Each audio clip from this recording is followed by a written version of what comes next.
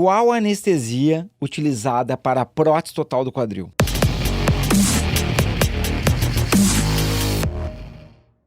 Olá, meu nome é Davi Guzmão, sou médico ortopedista focado na articulação do quadril e através desse canal e a minha experiência como palestrante, cirurgião e treinador de cirurgias internacional, eu venho aqui trazer as melhores e mais importantes informações para você. Então, pessoal, essa é uma dúvida muito comum. Inclusive, os pacientes às vezes dizem o seguinte: Dr. Guzmão, eu não tenho medo da cirurgia, eu tenho medo da anestesia.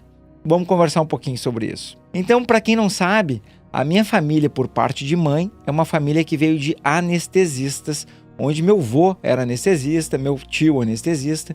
Então, eu tenho o background de anestesia dentro da família. E por parte de pai, meu avô era ortopedista, meu pai ortopedista e eu ortopedista também aqui focado no quadril. Então eu tô no meio desses dois mundos, que é a da anestesia e também da cirurgia. Então, pessoal, a anestesia selecionada para a prótese total do quadril é a raquidiana, que é a mesma anestesia utilizada em mulheres grávidas no momento de ter seu filho. Mas existe uma diferença muito grande entre a cirurgia feita para gravidez, para ter o filho, e anestesia em procedimentos seletivos. E uma grande diferença entre elas é que na anestesia para cirurgias eletivas, nós podemos usar um recurso que é a sedação pré-anestésica. O que é isso? Basicamente, assim que o anestesista fizer a entrevista com o paciente, leva o paciente para a sala anestésica ou até para a sala de cirurgia diretamente, e logo que o anestesista pega a veia do paciente para deixar um soro, ele já faz uma medicação sedativa leve, onde o paciente já vai ficar meio que dormindo. Ele não tem um sono profundo, mas ele já dorme e ele tem um pouco de colaboração. A partir desse momento, o anestesista, junto com o auxiliar ou até o médico, a gente senta o paciente para realizar a raquianestesia, anestesia do tipo raquidiana, que é aquela que faz uma injeçãozinha nas costas. E essa anestesia, especialmente entre as mulheres, tem uma má fama, justamente porque nas grávidas não é possível fazer a sedação, porque essa sedação também atingiria a criança.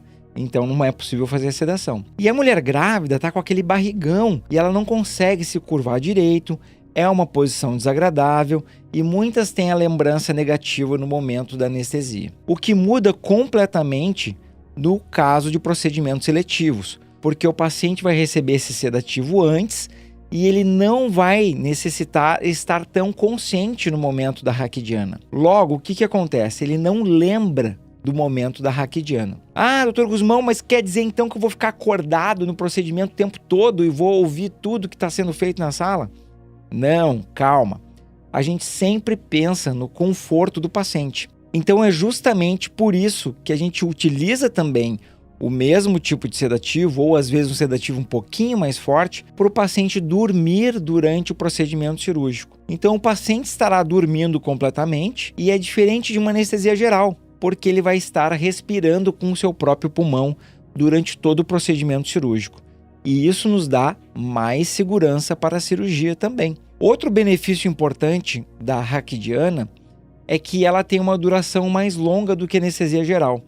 A anestesia geral, no momento que desliga o aparelhinho, a pessoa retorna à consciência e ela já começa a sentir dores e desconfortos relacionados à cirurgia. A raquidiana tem um tempo maior de analgesia, o que dá mais conforto para o paciente durante algumas horas, junto com as medicações que serão dadas para o paciente diretamente na veia. Uma outra grande vantagem, e na minha opinião é a maior pela qual a gente escolhe a raquidiana, é que naturalmente esse tipo de anestesia, ela baixa a pressão sanguínea do paciente. E isso reduz a chance de ocorrerem tromboses e também reduz a chance de sangramentos maiores durante a cirurgia. São dois benefícios que ocorrem com o uso da raquidiana.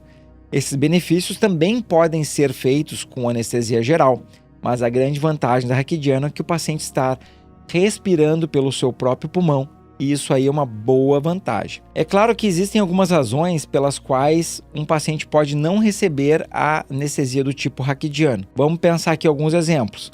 O paciente já fez alguma cirurgia na coluna, que pode ser difícil fazer essa anestesia, ou o paciente tem uma escoliose, a coluna tem uma tortuosidade muito grande, onde não pode ser feita essa anestesia ou se teria uma grande dificuldade de fazer esse tipo de anestesia. Nesses casos, ou em diversos outros aqui que eu não citei, opta-se pela anestesia geral junto com bloqueios periféricos. A anestesia geral é onde o paciente será entubado e o ventilador da máquina anestésica vai ajudar o paciente a respirar durante o procedimento cirúrgico. Junto com isso, para prolongar e tentar imitar aquele efeito mais prolongado da raquidiana, do alívio da dor, se utilizam então os bloqueios periféricos, que são de alguns nervos ao redor do quadril. Se faz algumas injeções com anestésicos nesses nervos para que o paciente tenha um conforto em um tempo maior em relação ao procedimento realizado, claro que sempre juntamente com as medicações que entram na veia do paciente, com analgésicos, anti-inflamatórios, para o paciente ter o máximo conforto possível. E isso é importante para nós, porque a gente quer que toda a experiência do paciente ao ser realizada a cirurgia seja a mais tranquila possível, que o paciente tenha o menor nível de dor ou desconforto possível, justamente para que o paciente possa colaborar nos exercícios após termos realizados a cirurgia de prótese total do quadril. Que exercícios são esses, Sr. Guzmão? Bom, são exercícios de movimentação da perna que começam imediatamente depois da cirurgia, mesmo 2 horas depois, mais ou menos, mesmo que o paciente ainda esteja um pouco anestesiado, no caso da raquidiana, tem uma maquininha que vai fazendo o movimento da perna do paciente, que se chama CPM, que é Continuous Passive Motion, movimento contínuo passivo. A maquininha já vai movimentando a perna do paciente, isso reduz dor, reduz inchaço na perna, já vai acordando a musculatura do paciente, assim também como reduzindo riscos de trombose. A gente também coloca nos pacientes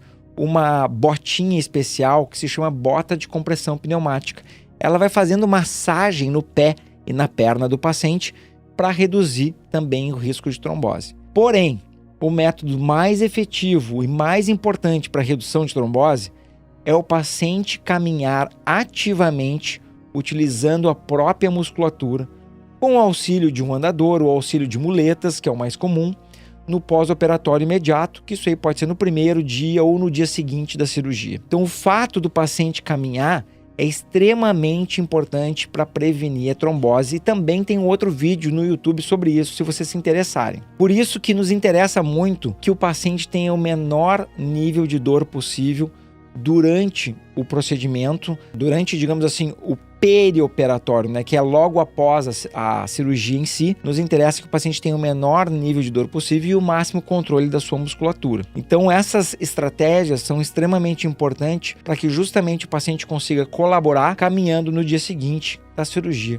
E praticamente quase todos os pacientes conseguem caminhar ou no primeiro ou no segundo dia de pós-operatório. Isso é muito importante para a reabilitação do paciente. Pessoal, já lembro aqui vocês que estão gostando, estão curtindo esse conteúdo, já clica aqui no gostei, no like, no coraçãozinho e compartilha com alguém que esteja precisando fazer esse tipo de cirurgia. Esse conteúdo pode ajudar as pessoas a esclarecerem melhor esses procedimentos intraoperatório e pós-operatório imediato. E tem mais um detalhe também, pessoal. Às vezes, algum paciente já teve uma experiência negativa com a raquidiana e não quer fazer esse tipo de anestesia. Isso não tem problema. A gente pode conversar com o anestesista, entender os motivos das experiências negativas e temos 2 alternativas. Às vezes o paciente entende as estratégias que a gente utiliza e escolhe por fazer a raquidiana pelo seu nível de segurança aumentado, ou o paciente, por qualquer outra razão, não quer fazer a anestesia do tipo raquidiana, então vai se fazer a anestesia geral com os bloqueios de nervos periféricos e analgesias para o paciente ter o máximo conforto. Então não se preocupem com isso, que não é uma decisão estática. Isso é uma decisão em conjunto entre o cirurgião, o paciente e o anestesista. Sempre o nosso objetivo é trazer a máxima segurança para que o paciente faça a sua cirurgia com o seu máximo conforto também. É a união entre segurança e conforto que a gente sempre deseja. Lembrando que, se vocês quiserem ter mais informações e entrar em contato comigo para relatar o seu problema de saúde, e a gente pode fazer uma consulta presencial, porque eu atendo em Porto Alegre e São Paulo, e também faço atendimentos via telemedicina de pacientes de todo o país, inclusive pacientes do exterior, onde a minha secretária ajuda vocês a pegar as imagens necessárias para a gente fazer a nossa telemedicina, a nossa consulta por telemedicina. Eu olho seus exames, a gente conversa, vocês vão me mostrar os movimentos que são capazes de fazer, relatar o seu problema, e dessa forma a gente consegue encurtar muito o atendimento global do paciente. O que significa isso? E eventualmente o paciente não tem certeza se eu sou o profissional adequado para resolver o seu problema, ou qual é o tipo de cirurgia, de tratamento que ele precisa. O primeiro encontro por telemedicina pode poupar uma viagem do paciente a um centro especializado, como São Paulo ou Porto Alegre, que são os 2 locais que eu atendo. A partir dessa primeira consulta, a gente define direitinho qual é o rumo do tratamento. Se for necessário, a gente solicita exames novos e, quando é necessário, a gente se encontra